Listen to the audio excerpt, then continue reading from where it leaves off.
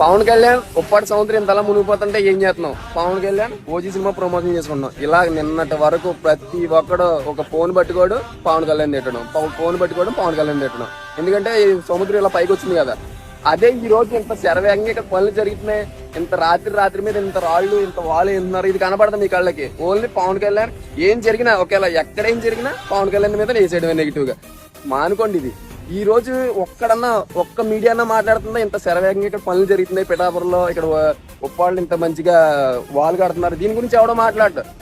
సముద్రం పైకి వచ్చేసింది పవన్ కళ్యాణ్ ఏం చేస్తున్నాం, అక్కడేమో చెట్లు రాలిపోయాయి పవన్ కళ్యాణ్ ఏం చేస్తున్నాం.